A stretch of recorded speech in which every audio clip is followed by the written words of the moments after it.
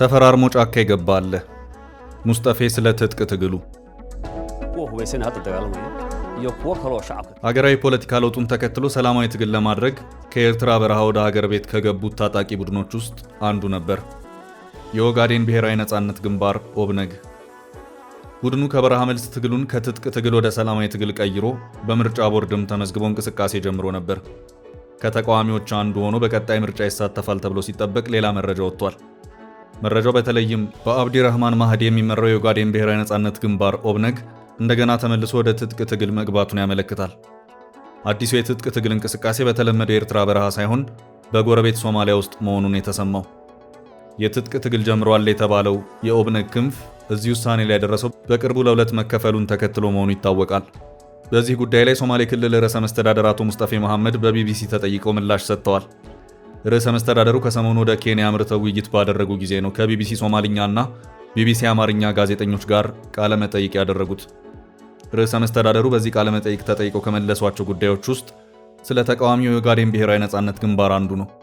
አቶ ሙስጠፌ በሶማሊያ ፖለቲካ ውስጥ ያለውን ወቅታዊ ሁኔታና ተገንጣይነትን ያቀነቅናል ሊባል ስለነበረው ቡድንና ሐሳቤው ዝርዝር ማብራሪያ መስጠታቸውን ከቃለ መጠይቃቸው ለመረዳት ተችሏል። አቶ ሙስጠፌ ህወሓት የበላይ በነበረበት የኢህአዴግ መንግስት የሰላ ትችት በመሰንዘር ይታወቃሉ። በኋላ ለውጥ በመጣ ጊዜ ኢህአዴግና ህወሓትን በመተቸት ከለውጡ ምሳሌዎች መካከል ይጠቀሳሉ።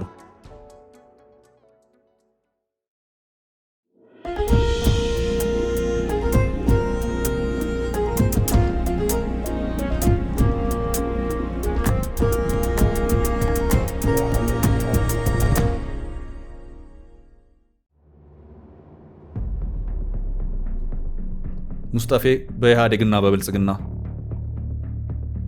አቶ ሙስጠፌ መሐመድ የጠቅላይ ሚኒስትር አብይ አህመድ አስተዳደር ወደ ስልጣን ከመምጣቱ በፊት የነበረውን ኢህአዴግ በሰላ ትችት ሸንቆጥ ከሚያደርጉት ውስጥ አንዱ ነበሩ።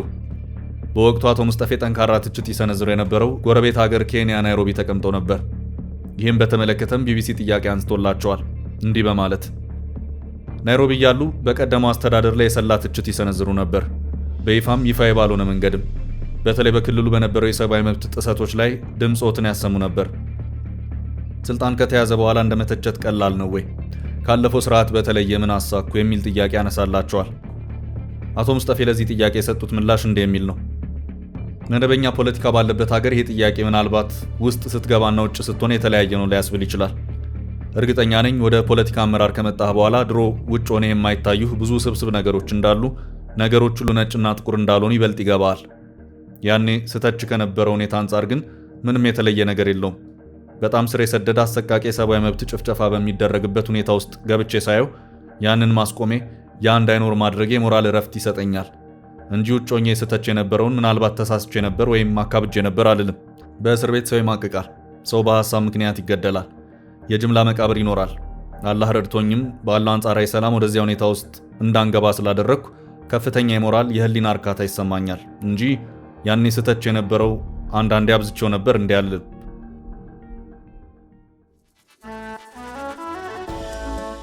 ሙስጠፌ ያኔ መሰለ ትችት ይሰነዝሩበት የነበረው ኢህአዴግ ወድቆ በብልጽግና ሲተካ ወደ ስልጣን መጥተዋል።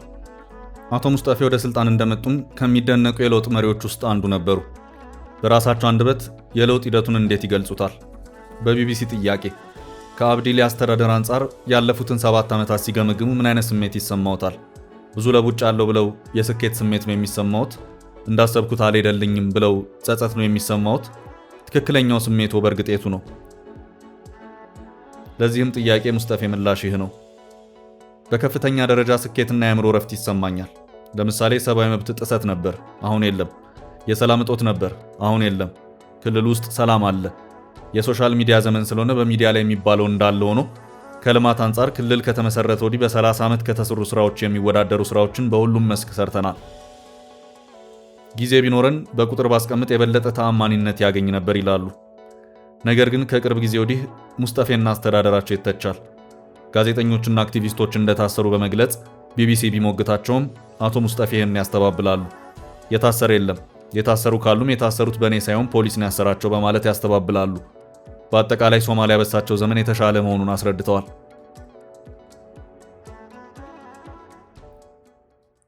ሙስጠፌና ጠቅላይ ሚኒስትሩ ከላይ እንዳየነው አቶ ሙስጠፌ መሐመድ ጠቅላይ ሚኒስትር አብይ አህመድ ወደ ስልጣን መምጣታቸውን ተከትሎ በከፍተኛ ኃላፊነት የለውጡን መንግስት ከተቀላቀሉ ሰዎች መካከል አንዱ ናቸው። አቶ ሙስጠፌ በጠቅላይ ሚኒስትሩ ተመርጠው ወደ ስልጣን ከመጡም በኋላ በብዙዎች ዘንድ ተቀባይነትን አግኝተው በሶማሊያ ክልልም ተጨባጭ የሆነ ለውጥ በማምጣት በእጅጉ ይደነቁ እንደነበር ይታወሳል። በተለይም በሶማሊያ ክልል በኩል የኢትዮጵያ ሉዓላዊነት በመዳፈር ከፍተኛ ውድመት ያደርሳል ተብሎ የሚያሰጋው አልሸባብን በመፋለም ያሳዩት ውጤት የሚያስመሰግን ነው። የሶማሊያ ክልል ልዩ ኃይል በዚህ ጉዳይ የሚደነቅ ጀብድ የፈጸመው በሙስጠፌ አመራርነት ዘመን ነው። አቶ ሙስጠፌ ከድንበር ጋር በተያያዘ በተለያየ ጊዜ ወደ ሀርጌሳም ወደ ጋሪሳ ካውንቲም በመሄድ ውይይት አድርገዋል። ከሰሞኑ በኬንያ ተገኝተው የሶማሌ ማህበረሰብ ተወካዮች እንዲሁም ኬንያ ከሶማሊያ ጋር ከምትዋሰንበት ጋሪሳ ካውንቲ ባለስልጣናት ጋር ውይይት አድርገዋል። ከዚህ የናይሮቢ ውይይትና ጉብኝታቸው ጋር ተያይዞ ነው ቢቢሲ ቃለ መጠይቅ አድርጎ ዘገባ የሰራው። ከቢቢሲ ጥያቄዎች ውስጥ ከጠቅላይ ሚኒስትር አብይ አህመድ ጋር በተያያዘ ጠይቋቸው የሰጡት ምላሽ አስገራሚ ሳይሆን አይቀርም። ጥያቄው ከጠቅላይ ሚኒስትር አብይ ጋር በቅርብ ከመስራቱ ጋር ተያይዞ እንዴት ይገልጿቸዋል? ስለሳቸው ህዝብ አያውቀውም የሚሉትን ነገር ይንገሩን የሚል ነው። ለዚህ ጥያቄ አቶ ሙስጠፌ ምላሽ እንደ የሚል ነው። በዚህ አጭር ጊዜ ሶማሌ ክልል ለመጣው ሰላም ትልቅ አስተዋጽኦ ያደረገው ድሮ የነበረው ጣልቃ ገብነት አለመኖር ነው። ትክክለኛ ፌዴራሊዝም ከመተግበር አንጻር ራሳችን ነን የምንወስነው። ማን ይግባ ማን ይውጣ እኛ ነን ወሳኞች። በአገር አቀፍ ደረጃ የሚሰጡ ስትራቴጂክ ስራዎች ቢኖሩም አተገባበር ላይ በሙሉ ነፃነት ነው የምንሰራው። ከዚህ አንጻር ጠቅላይ ሚኒስትሩ አንድ ቀን በስራ ገብተውብኝ አያውቁም። ይህን ስናገር እውነቱን ነው ብሎ የሚያምን ብዙ ሰው ላይሆን ይችላል። ሰው ይመናው አይመናው አይደለም። እኔ ህሊና የሚነግረኝን ነው መናገር ያለብኝ። እንደ ፖለቲከኛ አለመታመን ከሙያው ጋር ተያይዞ የሚመጣ ጉዳት ነው። ጠቅላዩ ጣልቃ ገብተውብኝ አያውቁም። ይህን ነፃነት እንደሚሰጡ ብዙ ሰው አያውቅም። ብዙ ጊዜ ሚዲያ ላይ የሚቀርበው ሁሉም ነገር በሳቸው ቁጥጥር የሚደረግ ተደርጎ ነው።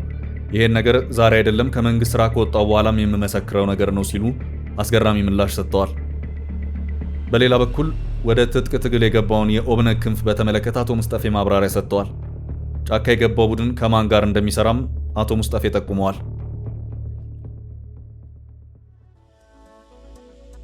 ለመሆኑ የኦብነግ ክንፍ እንደገና ወደ ትጥቅ ትግል ለምን ገባ? በአሁኑ ወቅት ወደ ትጥቅ ትግል ገባ የተባለው በአብዲራህማን ማህዲ የሚመራው አንደኛው የኦጋዴን ብሔራዊ ነጻነት ግንባር ክንፍ ነው። ይህ ክንፍ መቀመጫውን ያደረገው በጎረቤት ሀገር ሶማሊያ መሆኑን መረጃዎች ያመለክታሉ። ቡድኑ ወደ ትጥቅ ትግል የገባው በቅርቡ ለሁለት መከፈሉን ተከትሎ ነው። በሶማሊያ ክልል ያለው ፖለቲካዊ ፍትጊያና የግንባሩ ክፍፍል ለትጥቅ ትግሉ መፈጠር ምክንያት ነው። ታጣቂ ቡድኑ በለውጥ ወቅት ሰላማዊ ትግል ለማድረግ ከኤርትራ ወደ አገር ቤት በመግባት በምርጫ ቦርድ ተመዝግቦ ነበር። ለ33 ዓመታት ያህል በትጥቅ ትግል ሲንቀሳቀስ የነበረው ኦብነግ ወደ ሰላማዊ ትግል ለመግባት የወሰነው ከጠቅላይ ሚኒስትር አብይ አህመድ መንግስት ጋር በ2010 ዓ.ም ስምምነት ላይ ከደረሰ በኋላ ነበር። ይህ ቡድን ከቅርብ ጊዜ በኋላም ከመንግስት ጋር ግንኙነቱን አቋርጧል። በአብዲራህማን ማህዲ የሚመራው የኦብነግ ክንፍ ከመንግስት ጋር ግንኙነት አናደርግም፣ ቀጣይ ትግል ስልታችንን በተመለከተ ከህዝብ ጋር ውይይት እናደርጋለን ሲል ለቢቢሲ የገለጸው በቅርቡ ነበር። ቡድኑ ሰላማዊ ፖለቲካ ትግልን አቁሞ አባላቱንና ደጋፊዎቹን ለአዲስ ትግል እያደራጀ እንደሆነ ያስታወቀው በየካቲት ወር 2017 ዓ.ም ባወጣው መግለጫ ነበር። ይህን ተከትሎ የኦብነግ ሌላኛው ክንፍ በሚያዝያ ወር 2017 ዓ.ም ባካሄደው ሁለተኛ መደበኛ ጉባኤ አብዲራህማን ማህዲን ከሊቀመንበርነት አንስቶ በሌላ መተካቱ ይታወሳል።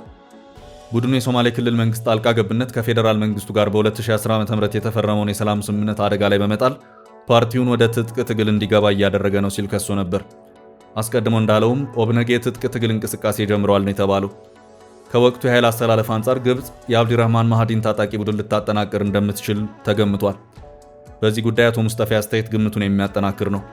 አቶ ሙስጠፌ ከቢቢሲ ጋር በነበራቸው ቆይታ ግልጽ ያደረጉት ነገር ይህ ነው። ቢቢሲ ለአቶ ሙስጠፌ ኦብነግ ከኤርትራ መንግስት ድጋፍ ያገኝ ነበር፣ አሁን ኤርትራ እንደ ግብጽ ሁሉ ኦብነግን እየደገፈች ነው የሚል ጥርጣሬ ያላቸው የሚል ጥያቄ ያነሳል። ሙስጠፌም በምላሻቸው አዎ ሊሆን ይችላል፣ እኔ ያለኝን መረጃ ነው የምናገረው ይላሉ።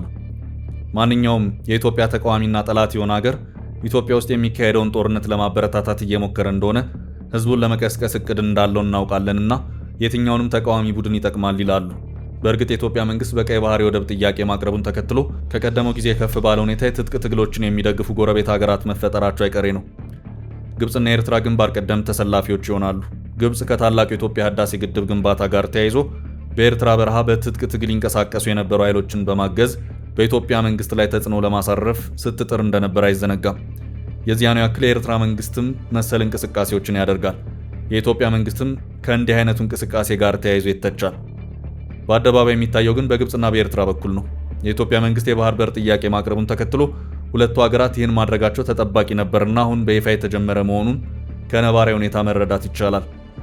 አቶ ሙስጠፌ በቃለ መጠይቃቸው ላይ ያረጋገጡትም ይህንኑ የብዙዎች ስጋትና ግምት ነው። አቶ ሙስጠፌ ሀገራቱን በስም ከመጥቀስ ቢቆጠቡም አንደኛው የኦብነግ ክንፍ ተፈራርሞ ወደ ጫካ መግባቱን ጠቁመዋል። ወደ ጫካ የገባው ቡድን በተመለከተ ግን ዝርዝር መረጃ ሰጥተዋል ማለት አይቻልም።